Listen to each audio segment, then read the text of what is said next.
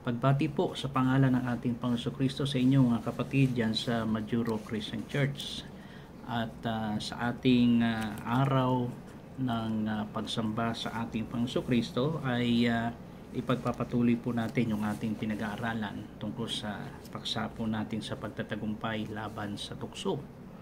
At last Sunday ay pinag-usapan po natin yung mga pinagmulan po ng mga pang-aakit na maaaring nangyayari po sa atin para tayo po ay bumagsak sa pagtukso, no? At ang ilang mga pinagmumulan nito na nakita natin ay ang diablo, si Satanas na ating pong kaaway o kalaban natin bilang mga tagasunod ng ating Panginoon Kristo. And then ang sanlibutan, no? At ang sanlibutan ito ay umiiras sa kanyang kalikasan na kung paano ay nandito ang pagnanasang makalaman, no? At ito yung tinatawag na makikita natin na nasa mundo ito sa kanyang sitwasyon sa pita ng mata, no? Kapalaluan sa buhay at ang mga bagay na ito na nangyayari sa mundong ito ay talagang kaparaanan upang tayo po ay maakit at bumagsak sa pagtukso. At ang isa rito ay ang lalo na't ang hilig po ng laman na dito tayo iniligtas ng ating Panginoon Kristo. At nakita natin nung nakaraan, di ba? Sa talata sa Galatia 5:24. Muli ko pong babasahin sa inyo yung talata na ating pinag-usapan last Sunday, Galatia 5:24. At ipinako na sa krus ng mga nakipag-isa kay Kristo Jesus ang kanilang laman at ang kanilang masasamang hilig nito, no? Nung tayo po ay sumampalataya sa ating Panginoon Kristo ay malinaw na ay yung ating likas na makalaman na alam natin ay ito ay isinama na ng Panginoon sa krus ng Kalbaryo at sa kanyang kamatayan doon nung tayo ay sumampalataya sa kanya bilang Panginoon at sariling tagapagligtas. At gaya po ng sabi ko last Sunday ay kung titingnan natin ang mga pinagmumulan ng tuksong ito ay maaaring ang diablo, ang sanlibutan at ang laman na patuloy na habang nandito pa tayo sa katawang ito, no, na alam natin na maaari pa tayong matukso sa pamagitan ng pang-aakit nito. Pero salamat dahil sa pamagitan ng kamatayan ng ating Panginoon Kristo ay napako na doon yung gawa at kapangyarihan ng kasalanan ito na nasa atin ay napinagbayaran ng ating Panginoon Kristo para sa ating kalayaan sa kapangyarihan po ng kasalanan. Ngayon, tingnan at bigyan pansin po natin ang tiyak na pagtatagumpay na meron tayo sa ating Panginoon Kristo. No, bagamat malinaw na sinabi ni Apostol Pablo na talagang ito ay isinama na niya at pinako na niya sa krus ng Kalbaryo nung tayo'y lumapit at humingi ng habag sa Panginoon na tayo nanampalataya sa Kanya. So, tingnan natin ang pagtatagumpay laban sa mga pang-aakit na ito na nararanasan po natin. At dalawang bagay po ito, no? Tingnan natin. Pagtatagumpay laban sa pang-akit, kung ano ang ginawa ng ating Panginoon para makatiyak tayo sa talagang pagtatagumpay na ibinigay sa atin ng Panginoon Kristo bilang mga lumalaban pa rin, no, na makaiwas at magtagumpay laban po sa tukso. Dalawang bagay po ito, pagtatagumpay laban sa pang-aakit po ng kalaban. Ano nga ba ang ginawa ng ating Panginoon? Anong ginawa ng ating Diyos? At sa kabilang bahagi ay ang pagtatagumpay laban sa pang-aakit, ano naman ang dapat natin gawin. Okay? Pagkatapos na makita natin kung ano yung katiyakan na ginawa ng Panginoon na kasiguruhan na tayo ay magtatagumpay, may parte rin tayo at responsibilidad na gagawin natin para ang pagtatagumpay na ito ay talagang makamta natin. Okay? Tayo muna po yung manalangin sa Panginoon. Lord, salamat po sa time na ito na muli ay nagkasama-sama kami sa araw ng pagsamba sa aming Panginoong Kristo. Salamat po sa presensya ng bawat isa upang kami po ay sama-sama na umawit ng pagpupuri sa inyo, sama-sama na makinig ng mga salita mo at sama-sama na tutupad nito sa mga ituturo mo sa amin. Pangunahan niyo po kami sa pagpapatuloy ng aming paksa sa pagtatagumpay na ibinibigay mo sa amin laban sa tukso. Salamat po sa kasiguruhan at na ipapakita mo at ipapaunawa mo sa amin kung ano ang natapos na ginawa mo, Panginoon, upang kami ay magtagumpay laban sa tukso. Pangunahan niyo po kami sa pangalan ni Kristo Jesus. Amen. Okay, tingnan po natin. Walang tukso sa tao na hindi mapagtatagumpayan ng ating Panginoong Kristo. Kaya may nakadaan para sa ating pagtatagumpay. Di ba alam natin, siya'y namuhay dito nung siya'y magkatawang tao. Kaya kung ano yung mga nararanasan natin, pagtuksong mararanasan natin, naranasan ng Panginoon yan. Di ba? Sa Matthew 4, makikita natin na talagang ang diablo ay talagang siya ay tinutukso at ninanais din na siya ay bumagsak sa tuksong ito. Pero salamat sa Panginoon sapagkat siya ay nagtagumpay. Kaya naman ang pagtatagumpay na ito ay pwede rin nating kamtan bilang mga tagasunod ng ating Panginoon Kristo. So tingnan natin, no, na walang uri ng tukso o pang-aakit na kailanman ay hindi na pagtagumpayan ng ating Panginoon. Kaya naman sana ito ay matutunan natin at maaari nating ilapat sa ating mga sarili upang tayo rin ay magtagumpay gaya ng ating Panginoon. Una, ang pagtalo ng ating Panginoon mismo sa diablo. Okay? Ang pagtalo niya sa diablo ay naganap, no, ng ating Panginoon Kristo mula sa krus. Ang sabi nga ng Juan 16:11, kung babasahin ko po sa inyo, Juan 16:11. Ito ang sabi po ng salita ng Diyos. Tingnan natin kung paano na mismo ang ating Panginoon Kristo ay napagtagumpayan niya ang diablo at natalo niya ang diablo. Sa Juan 16:11, samahan po ninyo ko sa pagbabasa sa talatang 11 ng Juan. Juan 16:11. Ito po ang sabi ng salita ng Diyos. At ang tungkol sa paghatol ng Diyos sapagkat hinatulan na ang pinuno ng sanlibutan ito. Alam natin kung sino ang pinuno ng sanlibutan ito. Ang pinuno ng kasamaan, walang iba kundi ang diablo o si Satanas. At ibinigay na ng Panginoon ang kahatulan para sa kanya. No? Alam po ninyo, may verdict na talaga para kay Satanas. At ganoon din sa mga tagasunod ni Satanas, yung maraming mga demonyo na kasama niya, no, na lumaban at nagmataas sa Panginoon at sumunod kay Satanas. May verdict na sa kanila at naghihintay na lamang sila ng tamang araw para ibigay sa kanila kung ano yung hatol para sa kanila. Hinatulan na si Satanas. Kaya naman itong si Satanas, alam niya na someday na talagang siya ay lalapatan na ng kahatulan. Kaya naman ang ginagawa niya ay gumagawa siya ng paraan na mas marami pa siyang mahatak, no? na maibagsak, maalipin sa kasalanan upang maisama niya doon sa kahatulan na ibinigay na ng Diyos para sa kanya. At hindi pa nangyayari doon, pero may kasiguruhan na sa kahatulan na talagang talunan na itong si Satanas, no? Nanupig ang kapangyarihan ni Satanas sa para sa mga mananampalataya. Sabi nga po ng Hebreo 2:14, kung babasahin natin, Hebreo 2:14, kaya yung mga sumampalataya sa Panginoon, no, ay para sa kanila ay nalupig na ang kapangyarihan ni Satanas para sa mga mananampalataya dahil sa ginawa ng ating Panginoon Kristo. Hebreo, no, basahin natin ang Hebreo 2:14. Sabi ng Hebreo 2:14 ay ito, verse 14, dahil sa ang mga anak na tinutukoy niya ay tao, naging tao rin si Jesus, at tulad nila'y may laman at dugo, Ginawa niya ito upang sa pamagitan ng kanyang kamatayan ay mawasak niya ang dyablo na siyang may kapangyarihan sa kamatayan. No?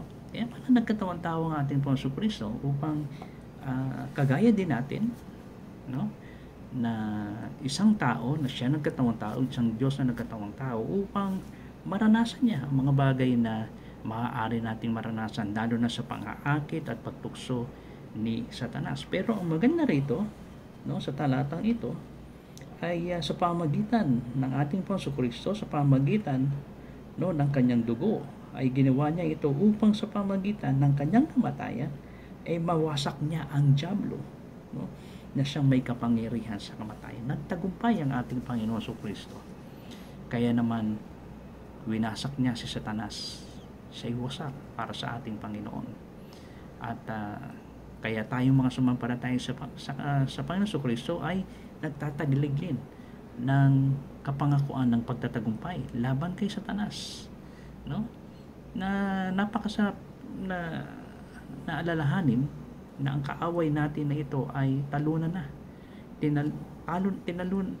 Talo na siya sa pamagitan ng ating Panginoon Kristo, pero siya patuloy pa rin na gumagawa ng paraan upang tayo ay akitin, matukso at bumaksak sa ating buhay sa pananampalataya. Yan ang layunin niya.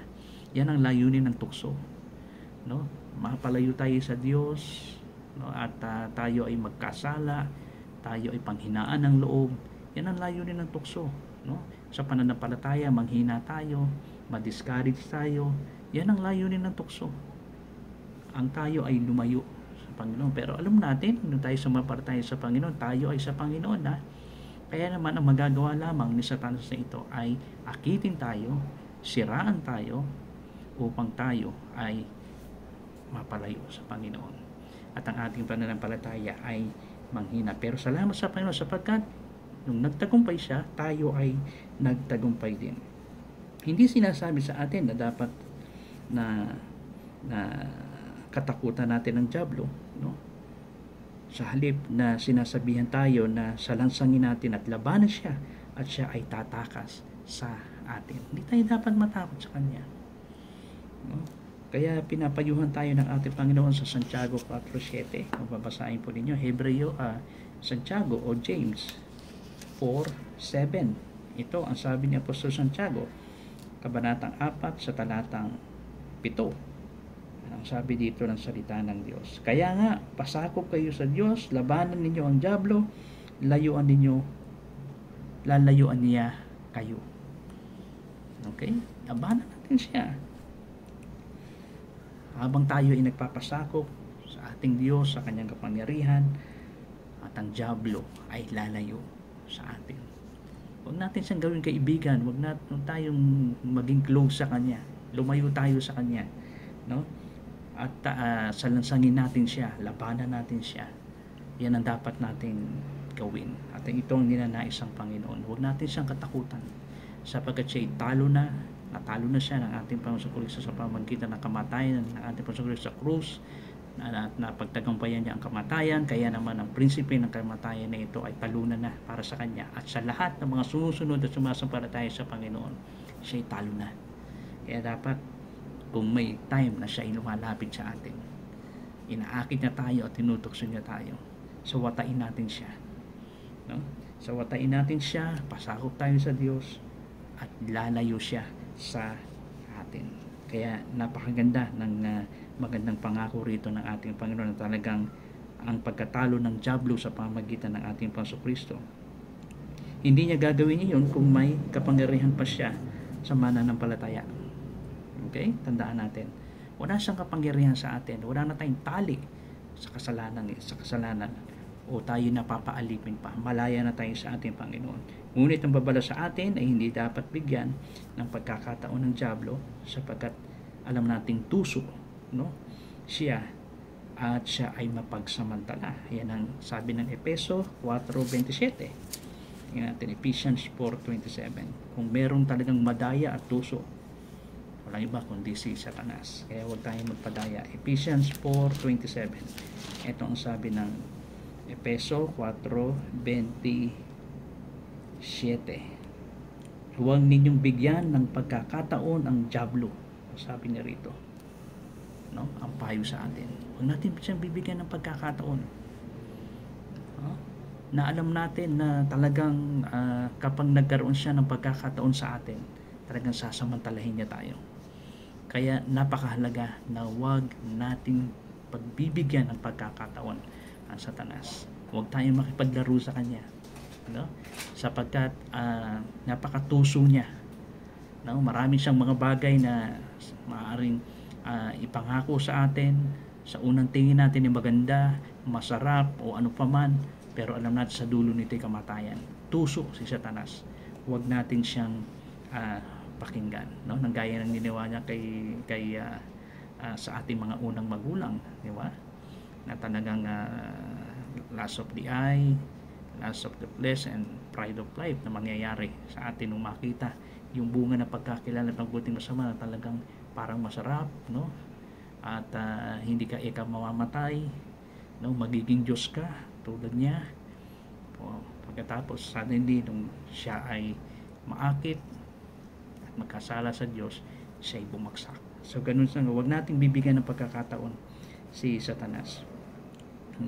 Ngunit kahit siya ay manunukso, mandiling lang, no?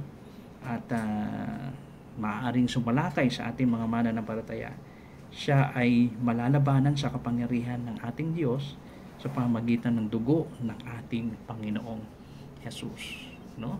Pwede pa siyang lumapit at tayo ay labanan niya. Pero salamat sa Panginoon sapagkat tayo ay may pagtatagumpay sa ating Panginoong Jesus. Maganda, basahin natin ang Apokalipsis o Pahayag 12, 10 at 11. Sa huling aklat ng Biblia. Pahayag, Apokalipsis, Kabanatang 12. Ito po ang sabi. No? Apokalipsis, Kabanatang 12, talatang 10 at 11. Na napakagandang basahin po natin. Chapter 12 ng Apokalipsis, verse 10 and 11. Ito po ang sabi po ng Biblia. At narinig ko ang isang malakas na tinig mula sa langit na nagsasabi, dumating na ang pagliligtas ng Diyos. Ipinamalas na niya ang kanyang lakas bilang hari.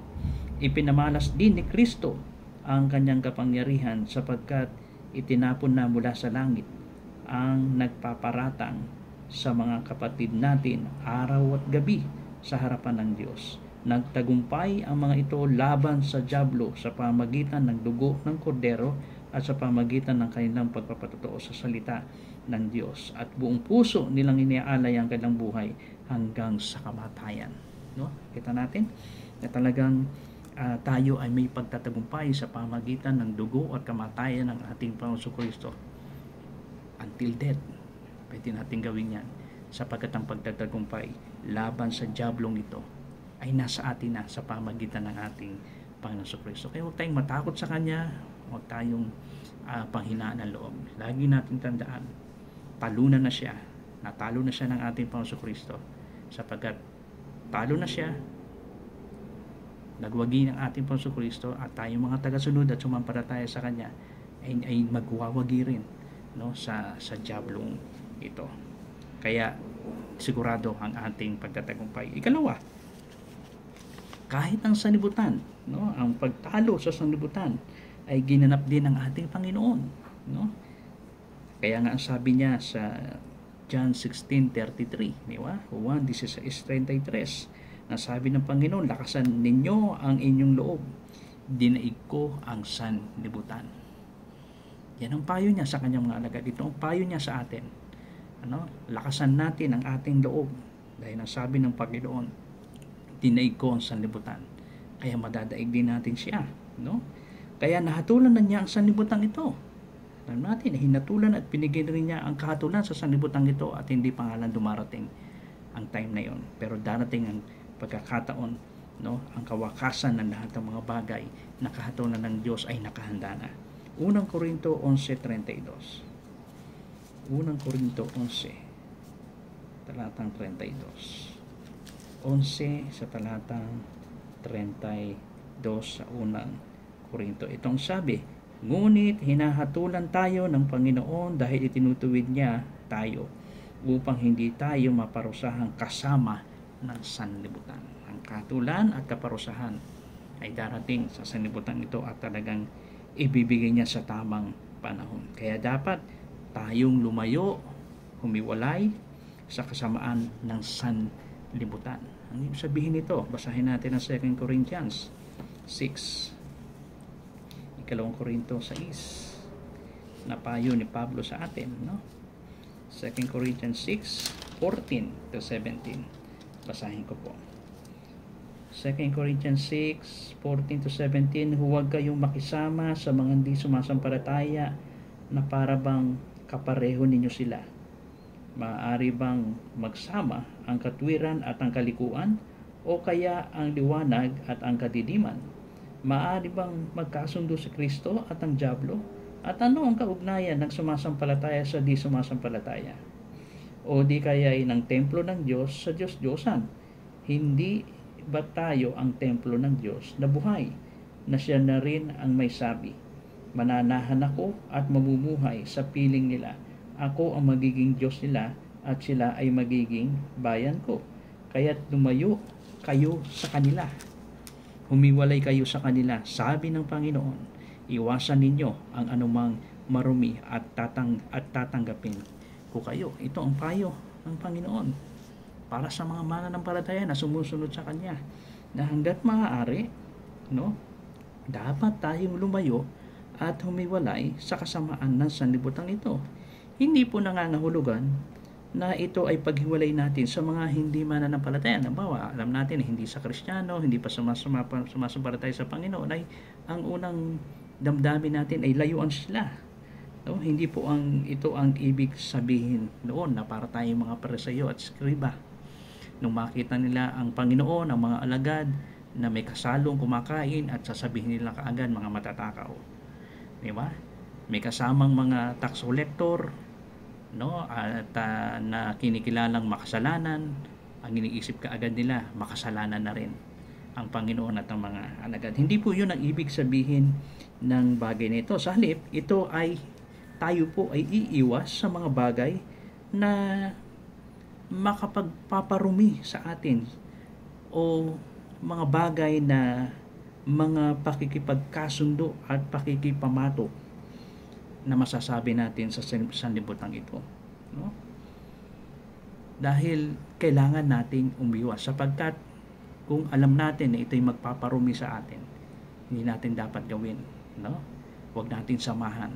Kung alam natin na ito ay magdudulot lang sa atin ng kasamaan at tayo ay mapapahamak lang at gagawa rin na tulad nilang gumagawa ng masama, doon tayo hihiwalay, doon tayo iiwas, na hindi dapat tayong masubukan, sapagkat kung tayo po ay madatna sa ganung bagay na laging tayong nakikisama, na alam natin makapagpaparumi sa atin, hindi po malayo na mamahalin na rin natin kung ano yung mga mali at makasalanang gagawin ng sanlibutan ito. Ano nga sabi ng 1 John 5:4? 1 John 5:4. Unang Juan 5:4. Unang Juan 5:4. Ito po ang sabi. 1 John 5:4, sapagkat napagtagumpayan na ng mga anak ng Diyos ang sanlibutan at nagtatagumpay tayo sa pamamagitan ng pananampalataya. Okay? Dahil nagtagumpay na tayo, kaya dapat ay iwasan natin, no? Na darating ang panahon na alam nating masama at marumi, na maaring tayo ay mahawa o gumawa na rin at mahalin natin ang mundong ito sa ginagawa nilang masama at kasalanan, ay hindi po malayo, no? Na talagang tayo ay babagsak sa anumang tukso na gagawin po ni Satanas at kanyang panluloko, upang tayo ay panghinaan ng loob at hindi tayo lumago sa ating pananampalataya. Pero maliwanag na tayo ay nagtagumpay na nung tayo sumampalataya sa Panginoon. Kaya naman, dapat sa pamagitan ng pananampalatayang ito ay magtagumpay tayo sa ating buhay.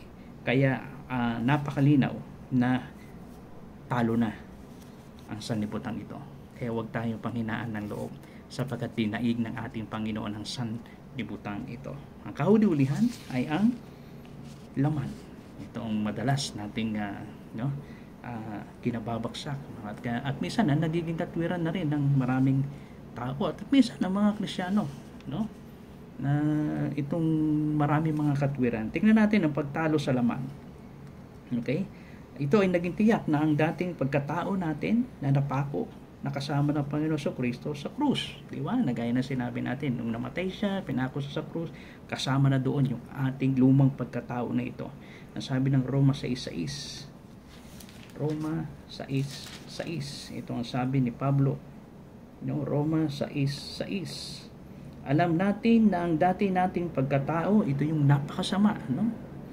Na naipako sa krus kasama niya upang mamatay ang ating makasalanang pagkatao at nang hindi na tayo maalipin pa ng kasalanan. Ito yung dating umaalipin sa atin, dito tayo nakatali. Pero salamat, dito tayo kinalagan ng Panginoon. At isinama na niya ang makasalanang likas na ito, no, sa krus ng Kalbaryo. Kaya sabi ni Pablo, hindi na kayo alipin ng kasalanan, no? Dahil dinala ng Panginoon yan. At doon ay hinatulan na niya ang kasalanan ng laman.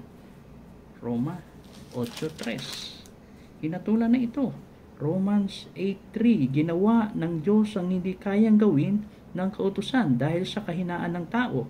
Isinugo niya ang kanyang sariling anak sa anyo ng taong makasalanan upang pawiin ang kasalanan. Sa gayon, hinatulan na niya ang kasalanang umaalipin sa tao. Hinatulan na. May hatol na, no, ang kasalanan ito. At dinala na ng Panginoon sa krus ng Kalbaryo. At dati alipin tayo ng kasalanan, ngunit nakalaya na tayo sa kasalanan. No, na napakalinaw. Si Kristo ang lunas ng kasalanan sa pananampalataya. At inililigtas tayo niya sa sala sa kapangyarihan nito. Hindi na tayo mga biktima ng walang kalaban-laban ng laman na ito o mabubulit pa sa atin sa pagkakasala sapagkat tayo ay pinalaya na ng ating Panginoon. Roma 6:20-22. Roma 6:20 hanggang 22. Ito po ang sabi. Roma 6 sa talatang 20 hanggang 22. Noong alipin pa kayo ng kasalanan, hindi kayo saklaw ng katwiran. Ano ang napala ninyo sa mga bagay na iyon na ikinahihiya ninyo ngayon? Kamatayan ay binubunga ng mga iyon. Ngunit, ngayong pinalaya na kayo mula sa kasalanan at naging alipin na ng Diyos, ang natamo ninyo ay isang buhay na banal at mga ibinubunga nito ay buhay na walang hanggan. Salamat sa Panginoon. Yun na. Na malinaw na tayo ay pinalaya ng Panginoon sa pagkakasala. Kaya malimit na narinig natin dahil ay pag nagkakasala tayo, sabihin natin tao lang tayo, di ba? Yan ang madalas na katwiran natin. Yes, talaga naman tao tayo, no? Pero tandaan natin, pinalaya na tayo ng Panginoon sa mga pagkakasala at hilig ng laman na ito na nakita natin, na pag-aaralan natin. Kaya yes, tao tayo, pero hindi ito maging dahilan o katwiran natin para malaya tayo gumawa ng kasalanan. Kaya yan ang nagiging dahilan ng marami. Ay, kasi ka na, ganito na ako eh. Pero tandaan natin, dito tayo binago at iniligtas ng Panginoon. Kaya dapat, umalis na tayo dyan. Wala na tayo dyan. Kaya hindi na natin dapat gawing katwiran yon, no? Na ako'y tao lamang. O ano pa man. Pero kadalasan, iyon ay kinakatwiran lamang para malaya siya na gawin ko ano man ang gusto ng kanyang laman. Gawing gusto ko ano man yung mga masasama na alam niya na mali. Hindi po katwiran yon. Tandaan natin, tayo ay pinakawalan na ng Panginoon sa pagkaalipin sa pagkakasala, no? Doon niya tayo inahon at doon niya tayo binago. Kaya naman malaya na tayo sa laman ito. Kaya dapat gamitin natin ito, ang ating sarili, ang ating laman, ang ating buhay sa Panginoon. Yes, habang nandito pa tayo, nandyan siya. Kaya naman susunod, anong gagawin natin para sa pagtatagumpay laban sa pang-aakit o tukso na ito ay anong dapat natin gawin? Ito po yung itutuloy natin next Sunday. Okay? Nakita na natin kung ano ang ginawa na kasiguruhan ng pagtatagumpay natin sa pang-aakit at panunukso ng dyablo para sa atin, para tayo bumagsak sa ating pananampalataya, manghina tayo. Pero tandaan po natin, meron po tayong responsibilidad na dapat gawin upang ang pagtatagumpay na ito ay talagang mangyari po para sa atin. Kaya next Sunday po, inaasahan ko po na nandiyan kayo muli. Tingnan natin, ano ang dapat ko naman gawin para makamtan ko na at maipamuhay ko ang pagtatagumpay na ito laban sa tukso na ginawa ng Panginoon ang kasiguruhan sa pagtatagumpay. May gagawin po tayo. Okay? Kaya next Sunday po ay muling magkita-kita tayo at pagpatuloy po natin ang paksa natin nito. Pero nawa ay nakita natin, ipagpasalamat natin sa Panginoon na talagang may kasiguruhan ang pagtatagumpay natin laban sa tukso, sa iba't ibang uri ng pang-aakit ng dyablo, ng sanlibutan ito at ng laman. Ito'y sa pamamagitan ng ating Panginoon Kristo. Kaya mas lalong napakahalaga po talaga nang magkaroon tayo magkaroon tayo sa ating mga puso, sa ating buhay na isang Panginoong Kristo na ating Panginoon at tagapagligtas. Sapagkat hindi magiging posible po ang pagtatagumpay natin laban sa tukso, sa dyablo, sa sanlibutan, kay Satanas kung wala po tayo na Panginoon sa ating mga buhay. Napakahalaga po nito. Dahil tayo ay nakatali sa hilig ng laman, sa kasalanan ito. Hindi natin maaaring pakawalan ang ating mga sarili sa kapangyarihan ng mga bagay na ito. Tanging ang kamatayan ni Kristo lamang at ang kanyang pagtatagumpay ang magiging posible para tayo ay makawala at maaari tayong magtagumpay. Next Sunday, tingnan natin ano naman ang ating responsibilidad para ang pagtatagumpay ni Kristo ay maging pagtatagumpay din po natin. Tayo po'y manalangin. Salamat Panginoon sa aming pinag-usapan at nawa nakita namin na kung paano ang kasiguruhan ng pagtatagumpay namin dahil kay Kristo. Hindi sa aming mga sarili, kundi ang pagtitiwala namin sa aming Panginoon upang kami po ay magtagumpay laban sa tukso, sa dyablo, sa sanlibutan at sa laman. Pangunahan at gabayan po ninyo ang bawat kapatid sa Panginoon, ang aming mga kaibigan. Nawa patuloy ka naming makilala at mabuhay kami para sa aming Panginoon na sumusunod sa kanyang kalooban at sumusunod sa kanyang mga utos, sumusunod sa kanyang mga salita. Ingatan po ninyo ang mga trabaho, ang mga pamilya ng bawat isa, ng mga nasa Pilipinas at ibang lugar. At nawa po'y ipagpatuloy po ninyo ang inyong pag-iingat at pagpapalago ng aming pananampalataya sa inyo. Pagpalain po ninyo ang Majuro Christian Church. Patuloy namin ibinabalik ang papurit para salamat sa matamis sa pangalan ni Kristo Jesus. Amen. Maraming salamat po sa inyo mga kapatid. Mag-iingat po tayong lahat at patuloy tayong magdalanginan sa ating Panginoon. Sa susunod na linggo po ay itutuloy po natin ano ang dapat natin gawin upang ang pagtatagumpay ni Kristo ay maging pagtatagumpay din po natin sa araw-araw nating buhay. God bless po para sa lahat.